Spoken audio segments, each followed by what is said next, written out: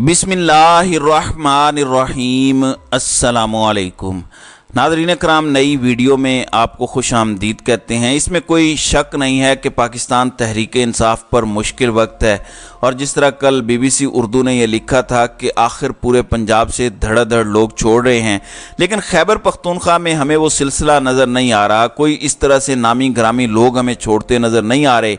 एक बड़ी press conference जो खैबर पख्तूनख्वा से हुई थी वो परवेज़ खटक और असद कैसर वाली प्रेस कॉन्फ्रेंस थी। असद कैसर उस प्रेस कॉन्फ्रेंस में नहीं बोले थे और असद कैसर ने उसके बाद बाकायदा तरदीद भी कर दी कि वो परवेज़ खटक की प्रेस कॉन्फ्रेंस थी। फिर असद कैसर के भाई भी इमरान खान से आकर मिले, उसके बाद परवेज़ खटक वाला मामला भी था। मैं परवेज़ खटक से मुतल्लिक आपको पहले बता देता हूँ, फिर अगली बात पर आता हूँ। परवेज़ खटक को पाकिस्तान तहरीक इंसाफ ने शोकाज भेजा, और उस शोकाज में ये था कि चलें आपने तहरीक इंसाफ के ओहदे तो छोड़ दिए, लेकिन आप दूसरे लोगों को ये क्यों तरगीब दे रहे हैं कि वो पाकिस्तान तहरीक इंसाफ को छोड़ दें, क्योंकि ये खबरें ऐसी आ रही थीं। पहले खबर आई कि वो इस्तेकाम पाकिस्तान पार्टी में जाएंगे, राब्ते हो गए हैं, मुलाकातें हो गई हैं, चीज़ें तय पा गई हैं, लेकिन बाद में ऐसा नहीं हुआ और इनकी जानिब से तरदीद भी आ गई। अब खबर यह है कि परवेज़ खटक को जो शोकाज पाकिस्तान तहरीक इंसाफ ने दिया था, उन्होंने उस शोकाज का जवाब ना देने का फैसला किया है। वो शोकाज का जवाब नहीं देंगे, लेकिन दूसरी सूरत में एक जवाब उन्होंने देना है, और वो जवाब ये है, गालिब इम्कान ये है कि आइंदा चंद रोज़ के अंदर वो अपनी नई सियासी जमात का ऐलान कर देंगे। अब मालूम नहीं पड़ता कि परवेज़ खटक जिस सियासी जमात का ऐलान करेंगे उसकी डोमेन क्या होगी। क्या उसकी डोमेन सिर्फ खैबर पख्तूनख्वा की हद तक है या नेशनल पार्टी है, और नेशनल पार्टी है तो परवेज़ खटक किन किन लोगों को मिलाएंगे, क्योंकि बाकी जो छोड़ गए हैं वो तो इस्तेकाम पाकिस्तान पार्टी में शामिल हुए हैं। बहरहाल अब खबर यह है कि उन्होंने पार्टी जो है वो छोड़ने का फैसला कर लिया है। पहले तो उन्होंने पार्टी के ओहदे छोड़े थे, तहरीक इंसाफ को नहीं छोड़ा था, लेकिन अब खबर यह है कि पाकिस्तान तहरीक इंसाफ को बतौर जमात उन्होंने छोड़ने का फैसला कर लिया है। और बहुत से लोग कह रहे हैं कि तहरीक खैबर पख्तूनख्वा के इलेक्टेबल्स को उन्होंने अपने साथ खामोशी से मिला लिया है और वो जल्दी ऐलान करने वाले हैं। नाज़रीन इकराम, एक बात याद रखिएगा, अगर पंजाब के अंदर पाकिस्तान तहरीक इंसाफ का वोट बैंक उसी तरह से मौजूद है और लोग कह रहे हैं कि हमने वोट देना है तो सिर्फ इमरान खान को देना है, तो खैबर पख्तूनख्वा तो पाकिस्तान तहरीक इंसाफ का असल गढ़ है। जब पूरे पाकिस्तान ने पाकिस्तान तहरीक इंसाफ को कबूल नहीं किया था, उस वक़्त खैबर पख्तूनख्वा पहला सूबा था जिसने इन्हें कबूल किया, और खैबर पख्तूनख्वा वो सूबा है जिसके यहाँ सूबाई हुकूमत कभी रिपीट नहीं हुई। पाकिस्तान तहरीक इंसाफ की हुकूमत वाहिद है जो ना सिर्फ रिपीट हुई बल्कि पहले से ज़्यादा अक्सरियत के साथ आई। आप खैबर पख्तूनख्वा में किसी शख्स से पूछ लीजिए, मैंने वहाँ पर लोगों को पूछा भी, वो बता रहे थे कि सवाल ही पैदा नहीं होता कि हम पाकिस्तान तहरीक इंसाफ के अलावा किसी और को वोट दें। मेरी बात आप छोड़ दें, आप खुद सर्वे करवा के देख लीजिए, आपको इस बात का अंदाज़ा हो जाएगा। नाज़रीन कराम, अब आते हैं इस तरफ कि आज ईद के मौके पर पाकिस्तान तहरीक इंसाफ ने कॉल दी, और इस कॉल पर कैसे खैबर पख्तूनख्वा वालों ने लब्बैक कहा और कैसे कमाल हो गया। मैंने आपसे थोड़ी देर पहले ये चेक किया कि पाकिस्तान में इस वक्त जो ट्विटर पर टॉप ट्रेंड चल रहे हैं, इन टॉप ट्रेंड्स के अंदर सूरत हाल इस वक्त यह है कि इम्पोर्टेड हुकूमत नामंजूर। अब हुकूमत का टेन्योर पूरा हो रहा है, जुलाई शुरू हो गया है, 1.5 महीना है, आज के बाद सिर्फ 44 दिन है, 45वें दिन इस हुकूमत का टेन्योर ख़त्म हो चुका होगा।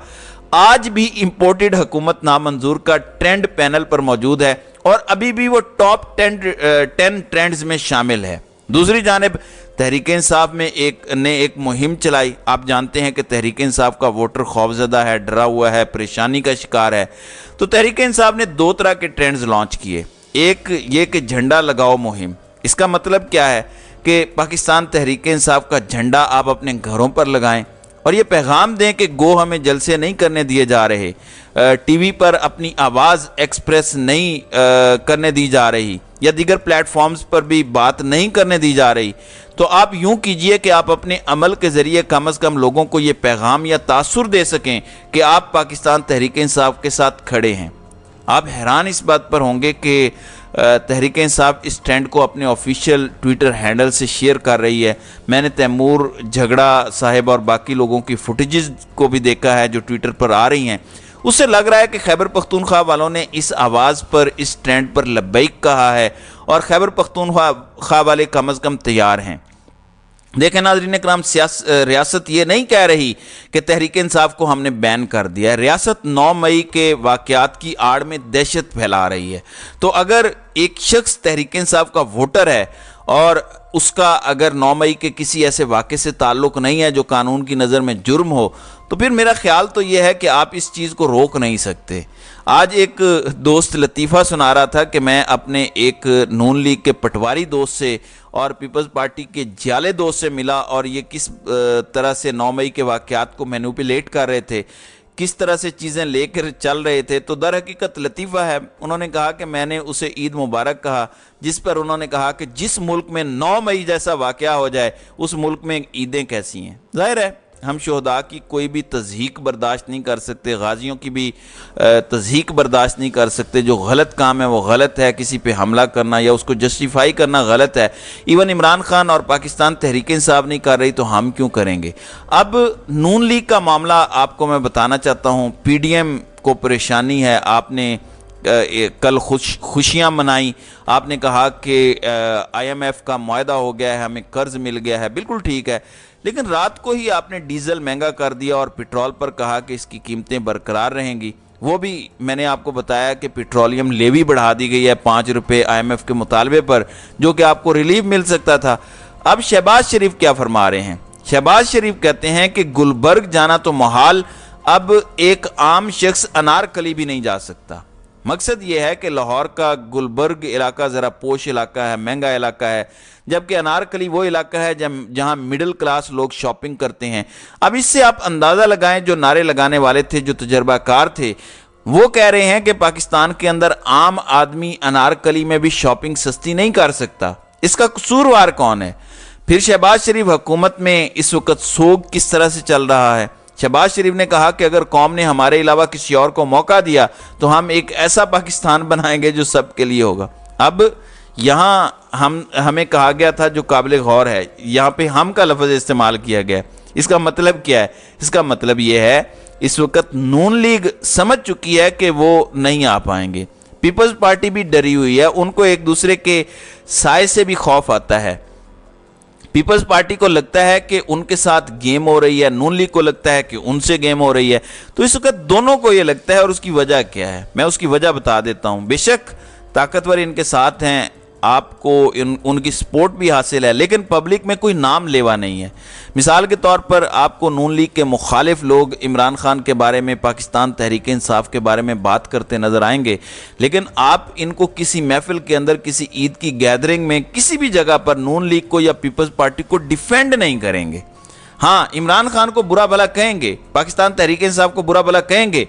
इनको पता है कि इमरान खान एक फैशन है, उसको अब बुरा भला कहना पाकिस्तान में, और सहाफ़ियों को आप देख लीजिए, लेकिन इन जमातों को डिफेंड करना, इनका नाम लेना आसान नहीं है। अब ये जो ईद गुजरी है, जो लोगों की सूरत हाल इस ईद पर रही है, क्या इसके बाद इमरान खान को किसी इलेक्शन कैंपेन की ज़रूरत है? बिल्कुल भी नहीं।